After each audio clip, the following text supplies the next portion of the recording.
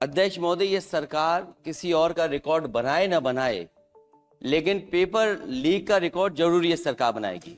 लेकिन अखिलेश जी जब वहाँ दायित्व में थे उस सूबे की सारे सूची है कितने बार उत्तर प्रदेश में क्वेश्चन पेपर लीक हुए हैं। The minister has blamed everybody except himself. There are millions of students in this country who are convinced that the Indian examination system is a fraud. Millions of people believe if you're rich and if you have money, you can buy the Indian examination system.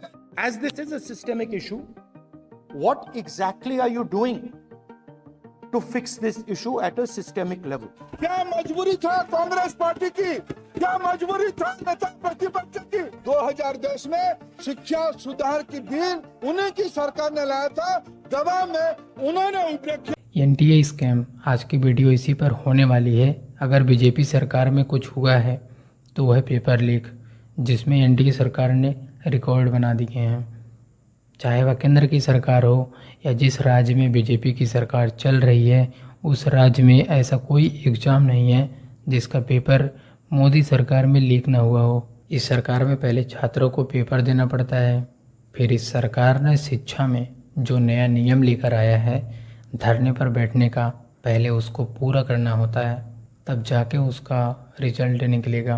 पहले तो छात्रों को सिर्फ result के लिए धरने पर बैठना होता था, लेकिन अब पेपर लीक को लेकर इंसाफ मांगना पड़ रहा है। फिर चाहे उसमें हमारे नीट के स्टूडेंट हो या गवर्नमेंट एग्ज़ाम की तैयारी करने वाले स्टूडेंट, ऐसा कोई एग्ज़ाम नहीं है जिसका पेपर लीक नहीं होता। संसद में राहुल जी ने और अखिलेश यादव जी ने मोदी सरकार पर निशाना साधा है और सीधा सीधा आरोप लगाया है कि बीजेपी सरकार या फिर एनडीए सरकार पेपर लीक में सारे रिकॉर्ड क्रॉस कर दिए हैं। राहुल गांधी जी ने कहा कि ये सरकार एजुकेशन और एजुकेशन सिस्टम दोनों का बेड़ा गर्क कर रखा है।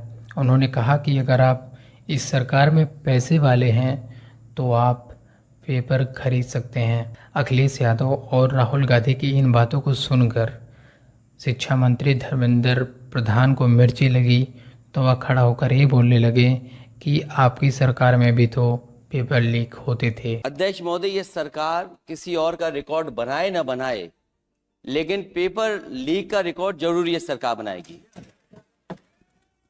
अध्यक्ष महोदय, मुझे इसके बैकग्राउंड में नहीं जाना है कि पूछें। अध्यक्ष महोदय, मुझे बैकग्राउंड में नहीं जाना है कि कब कैसे किस संस्था को बनाया गया है। पूरे देश के छात्र इस पे आंदोलित थे। लगातार अखबार और सीबीआई की जांच के बाद चीजें सामने आ रही हैं, लोग पकड़े जा रहे हैं, जेल भेजे जा रहे हैं। मैं अध्यक्ष महोदय आपके माध्यम से पूछना चाहता हूं मंत्री जी से, क्या सेंटर वाइज जिन बच्चों को सबसे ज्यादा नंबर मिले हैं, क्या उसकी सूची जारी करेंगे? 30,000 सीटें जहां हैं, कई सेंटर अध्यक्ष महोदय ऐसे हैं जहां 2,000 2,500 बच्चे पास हो गए हैं। सरकारी सीटें 30,000 हैं, कई सेंटर में 2,000 से ज्यादा पास हो गए। कई प्रदेश के ऐसी जगह है जहां पर कुछ सेंटर से 600 से 650 से ज्यादा सबसे ज्यादा नंबर हैं। और अगर वो संस्था इतनी क्रेडिबल थी तो अध्यक्ष महोदय जिन सेंटर्स पे ये परीक्षा हुई उन सेंटर्स का इंफ्रास्ट्रक्चर क्या था? क्या मंत्री जी ने जानकारी की थी इस बात की? अध्यक्ष महोदय, मेरे आपके माध्यम से एक ही निवेदन है कि बिना ये मंत्री जी रहेंगे तो न्याय नहीं मिलेगा बच्चों को। अध्यक्ष महोदय, आदरणीय अखिलेश जी की प्रश्न का मैं विनम्रता से उत्तर देना चाहूंगा कि अभी अभी सुप्रीम कोर्ट में जो चल रहा है केस, सुप्रीम कोर्ट ने ऑर्डर दिया पूरा विद्यार्थियों की सूची को वेबसाइट में उपलब्ध करा दो। सर, पिछले 3 दिन से देश भर की सारे विद्यार्थियों की लिस्ट पब्लिक डोमेन में उपलब्ध है। ये सारा चीज खुले पे है और कई प्रकार की तर्क आ चुका है। सर, मैं एक अभी उसमें केरल के विद्यार्थी भी अच्छे किए हैं, क्या हम ये कहेंगे भी वहां भी कुछ गड़बड़ी हुई थी? ऐसे आरोप करना, मैं देश की ग्रामीण इलाका, देश की एसटी एससी इस बार सबसे अच्छा परफॉर्मेंस करने वाले देश की एसटी एससी ग्रामीण बैकग्राउंड आर्थिक पिछड़े लोगों की है, क्या हम उनकी मेधा को हम चुनौती देते हैं? और बाकी रहा क्वेश्चन पेपर लीक की। सर मैं शुरू से मेरा एक स्टैंड रहा, राजनीति नहीं करना, लेकिन अखिलेश जी जब वहां दायित्व में थे उस सूबे की, सर सारे सूची है कितने बार उत्तर प्रदेश में क्वेश्चन पेपर लीक हुए हैं। माननीय एक मिनट प्लीज, एक मिनट। राहुल गांधी जी, आप प्रश्न पूछना चाहते हैं? Speaker, sir, it's obvious to the whole country. It's obvious to the whole country that there is a very serious problem in our examination system. This is not just a question of NEET, it is in all the major examinations. Now, the minister has blamed everybody except himself. Right? I don't even think he understands the fundamentals of what is going on here. आप प्रश्न क्या है आपका? आ रहा हूं sir. Sir ये मैं question को ये सेटअप प्रश्न कर रहा हूं। काल, इसलिए प्रश्न पूछते हैं आप। ये the issue is that there are millions of students in this country who are extremely concerned at what is going on and who are convinced that the Indian examination system is a fraud. That is what is at stake here. Millions of people believe that if you are rich and if you have money, you can buy the Indian examination system.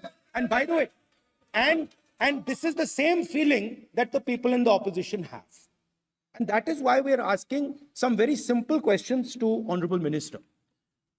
Number one, as this is a systemic issue, what exactly are you doing to fix this issue at a systemic level? Yes. That's the Okay. first question.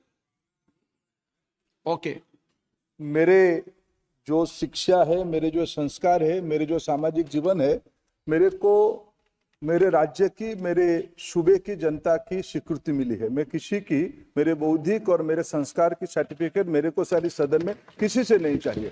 देश की प्रजातंत्र में चुन के मेरे नेता प्रधानमंत्री मोदी जी को प्रधानमंत्री की भूमिका दिया है। मैं उनकी निर्णय से यहाँ उत्तर दे रहा हूँ सदन को। बाकी ये कहना चिल्लाने से सच झूठ नहीं हो जाएगा साहब। ये जो कहा गया देश की अभी की एग्जामिनेशन सिस्टम रबिश है सर, इससे दुर्भाग्यजनक बयान देश की नेता प्रतिपक्ष का कुछ नहीं हो सकता है सर। मैं कठोर शब्द से इसको निंदा करता हूं। बाकी रहा, मैं सर आपके सामने, आपके माध्यम से देश के सामने सर एक तथ्य रखता हूं सर। जिन्होंने रिमोट से सरकारें चलाई है, 2010 में 3 बिल आया था सर शिक्षा सुधार के लिए। उन्हीं की पार्टी के नेता आदरणीय कपिल सिब्बल साहब 3 बिल लाए थे। उसमें से एक बिल था एजुकेशन, उसमें एक बिल था prohibition of unfair practice bill 2010, जिसके उद्देश्य एजुकेशन इंस्टीट्यूशन में माल प्रैक्टिस को बंद करना। सर मेरे सरकार की हिम्मत है, अभी हमने पब्लिक एग्जामिनेशन की रेगुलरिटीज में बिल लाए, कानून बनाए। क्या मजबूरी था कांग्रेस पार्टी की, क्या मजबूरी था नेता प्रतिपक्ष की? उन्होंने उस बिल को उल्टा किया, किसके दबाव में उल्टा किया? क्या निजी मेडिकल कॉलेज की दबाव में, उनकी घूसखोरी की दबाव में उन्होंने उस बिल को उल्टा किया था? सच सुनने की सामने है ये। मैं किसी की विद्वता पे प्रश्न नहीं उठाता हूं, लेकिन सच 2010 में शिक्षा सुधार की बिल उन्हीं की सरकार ने लाया था, दबाव में उन्होंने उल्टा किया।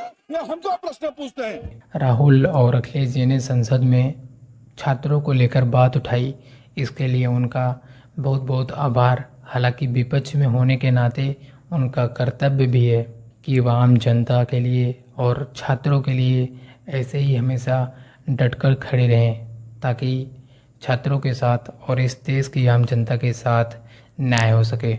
वीडियो में अखिलेश यादव जी ने कहा कि जब तक ये शिक्षा मंत्री रहेंगे तब तक छात्रों के साथ इंसाफ नहीं होने वाला, जिस पर धर्मेंद्र प्रधान खड़े होकर खुद की कमियों को ना दूर करके उल्टा ये बोलने लगते हैं कि आपकी जब सरकार थी तो उसमें तो पेपर लीक होते थे।